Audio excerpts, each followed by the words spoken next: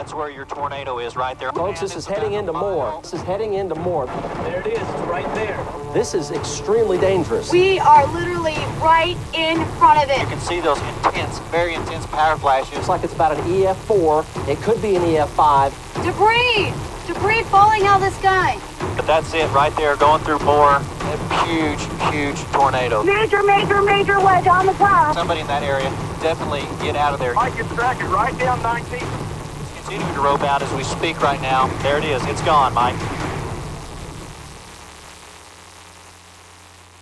If you guys can see this, I don't know how to explain it, how to describe it. This is terrible. This is war zone terrible. It hit the Warren Theater, it hit the bowling alley, it hit the bank, it hit the post office. It's going to be, it is, like you see, completely destroyed as kids run up to hopefully their loved ones.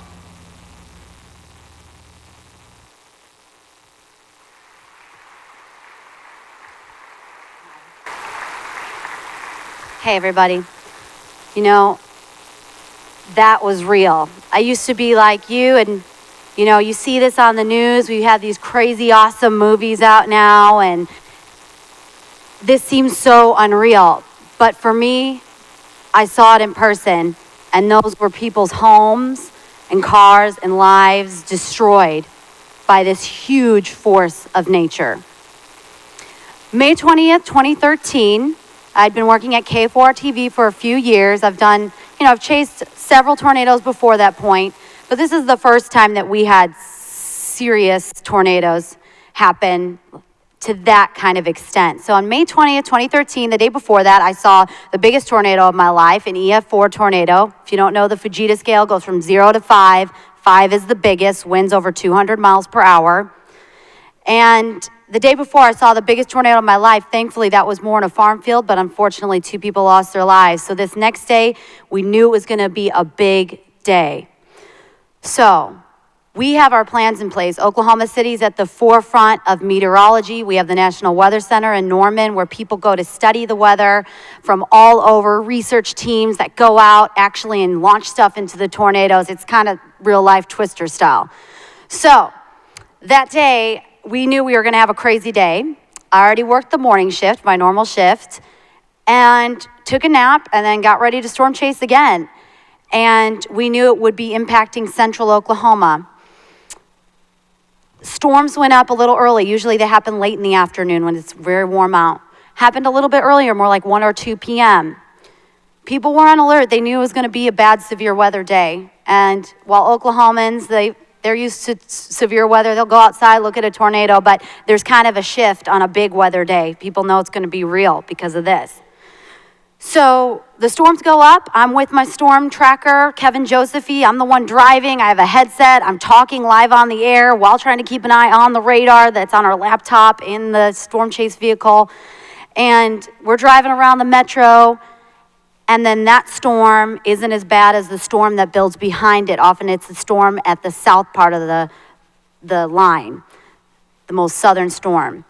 And that one ended up going over Newcastle, and I could tell by hearing the programming in my ear that the chopper pilot was on it, and I knew it was something bad. It was happening quick.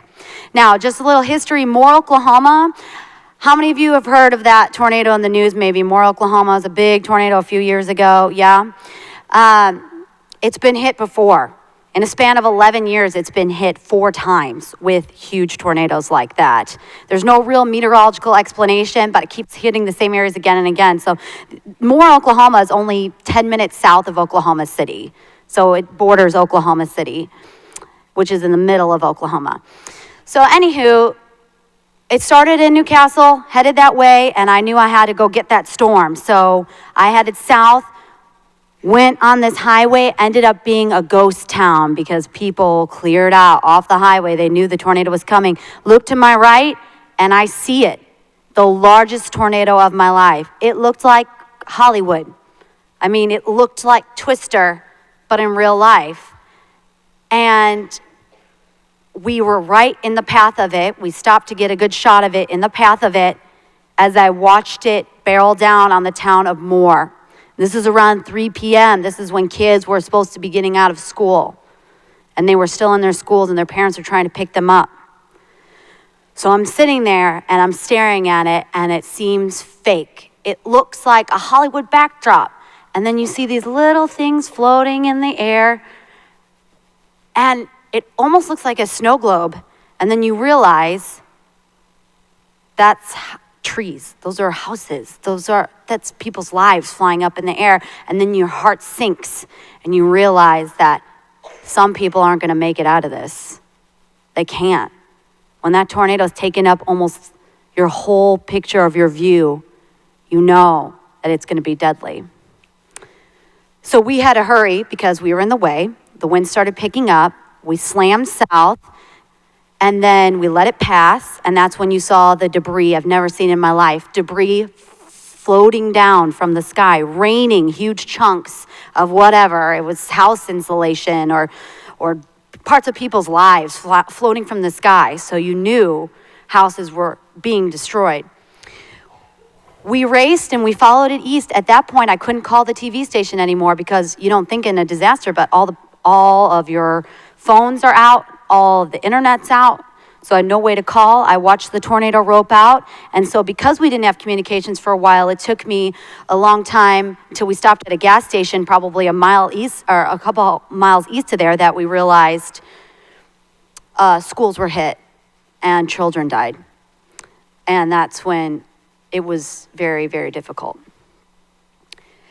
The week after that passed, I would say we had to run all these stories of, it was basically a blur, but we had to run all these stories about all these lives lost and all this damage. Thankfully, if you saw the destruction, it's amazing that only 25 people lost their lives with that because people sought shelter. They went into their storm shelters.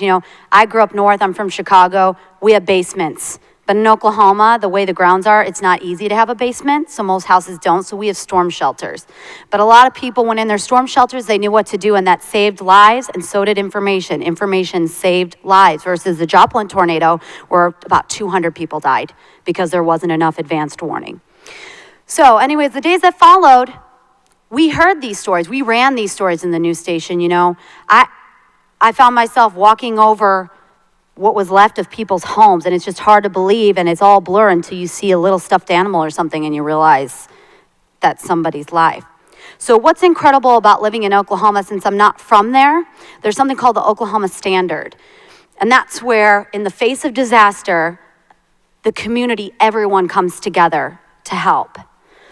And it was incredible to see all these stories. We heard the stories in the schools, how the teachers instinctively sacrificed themselves. They laid over their children and saved lots of lives. And they ended up with a broken back or whatever. But heroes emerge, real stories of heroism. My fiance is a firefighter.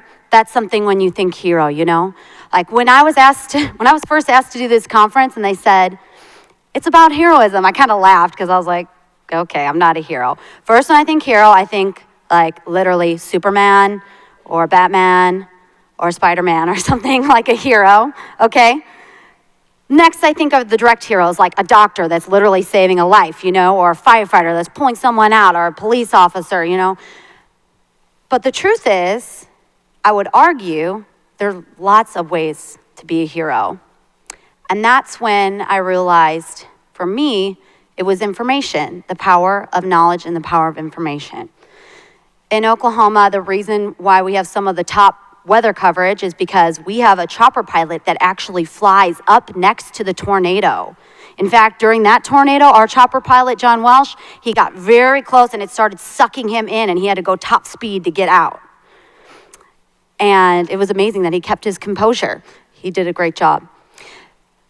We have people on the ground like me, storm chasers, and we're not just out there to get crazy video. Now, there are those people that do that, but we're out there for a purpose to show people, okay, here is where the tornado is exactly, and this is where it's heading towards your house, so people know it's not a joke. They have an extended amount of time to get underground, because with a tornado like that, it won't cut it being just in a closet. You have to seek serious shelter, and I would argue that's what saves so many lives. So even though it wasn't me, my chief meteorologist, he was the one on the green screen doing all the work, directly putting it out there, orchestrating that. But I'd like to think that some of my information helped out. I had somebody later say from my storm chasing at the end of May that they heard me talking about where the tornado was, and that made them seek shelter, and it helped save their life. So when you hear something like that, you think, okay, I contributed. So maybe for you, it's information. Who knows? Maybe one of you out here will be the one who cures cancer. I'm an optimistic person. It would be amazing to see something like that in our lifetime. But it may not be you directly, but maybe you're part of a research team that leads to something else, that leads to something else. We can all be a hero in our own small way. So there's big moments in your life where you feel like a hero, but I think there are small things in our day-to-day life that can make you a hero. So we had the people, that would actually go in and they were digging people out the night of, we had all these different conflicting reports that night of how many people died. We thought hundreds of people died. We found out, though, that a lot of them were being rescued out of their storm shelter, because what happens is if your house collapses on the storm shelter, they got to clear the debris and get the people out. But there were stories of all these people that survived because of that, so that was incredible. There's stories of, people that were direct heroes, but also people that just came in and set up little food stands to help feed the volunteers. Or even people, maybe even some of you donated, or some of your families donated. People from all over the world coming in to donate food. We actually had so much water donated that we had to turn it away because we didn't need that much. They didn't need that much water after a while. So there are little acts of heroism, and I want you to make a change in your mind and think, how can I help somebody else? How can I be a hero in somebody else's life? Because guess what? You never know what you say to another person or what you do when you lead your life, how it could impact other people and how it could impact the future. So keep that in the back of your mind. Don't think, I'm not going to make a difference. You never know. Your small contribution can make a big difference. The next thing I want to ask is, okay, you guys need to do some movement here because I know you've been sitting, and if you're like me, you get antsy. So, okay, stand up if you know what you're going to do for the rest of your life, if you know what your career is. You know exactly what you're going to do. Okay, sit down. Hey, so here's the deal. People sitting, don't worry, don't freak out, okay? And people standing, be flexible, because I bet you what you have in your head's going to change. Here's the deal. Have an open mind. When I was little, you know what I wanted to be? I wanted to be like this. I wanted to be a performer. That's what I wanted to do. But I think God had other plans. A lot of people ask me as a meteorologist, you must have known when you were a little girl. And for a lot of meteorologists, that's the case. For me, it actually wasn't the case. I was always fascinated with the weather, though. I would watch all the tornado specials, and I would go outside. My dad would show me where the storms were coming from. So it makes sense looking back. But I didn't know until college.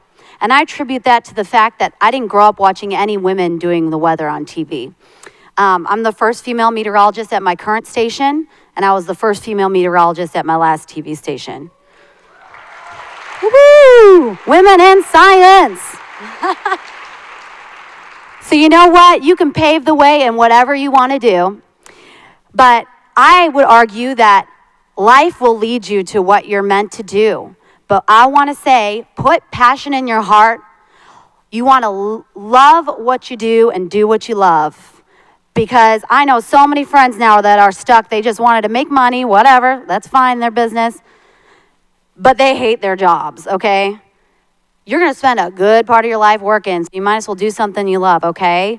Having a big amount of money is not worth it if you hate your life. So I would say find what drives you. And maybe you don't have that passion yet. So I went to college, and I found out there was a storm chase team. I went to the University of Missouri for journalism, great journalism school. Really, I just wanted to get out of state, away from everybody else, want to do something new. And I took intro to meteorology, found out there was a storm chase team. Obviously, I was obsessed with Twister. Anyone watch Twister here? You guys probably weren't even born yet, some of you. Julie, I gotta go, we got cows.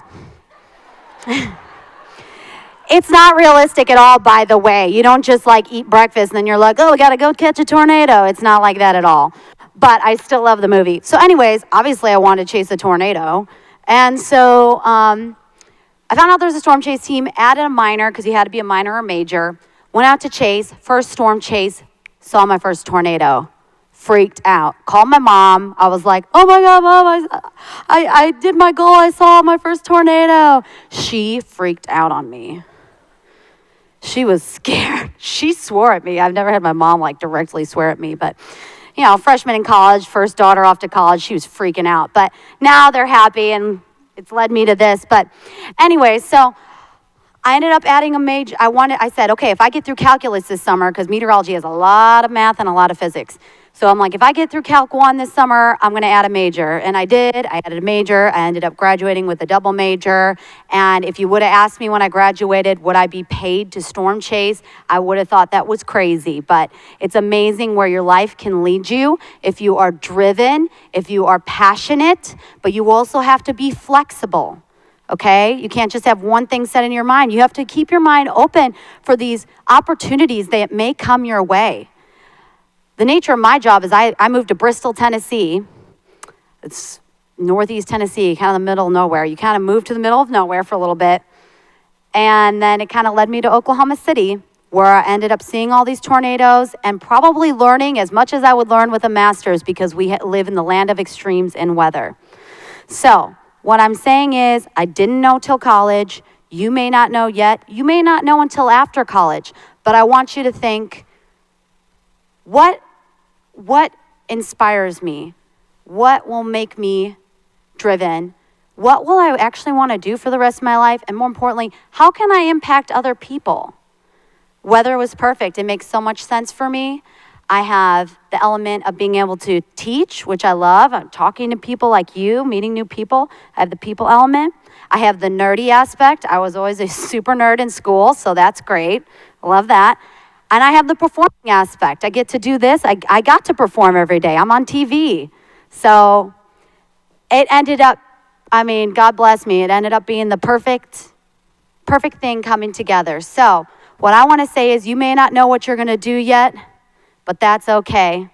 Looking back, it was pretty obvious. Go ahead and cue the video.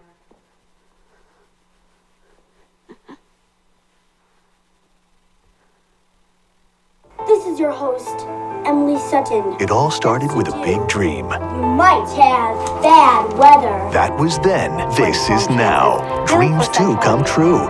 Emily Sutton, weekday mornings on News Channel 4.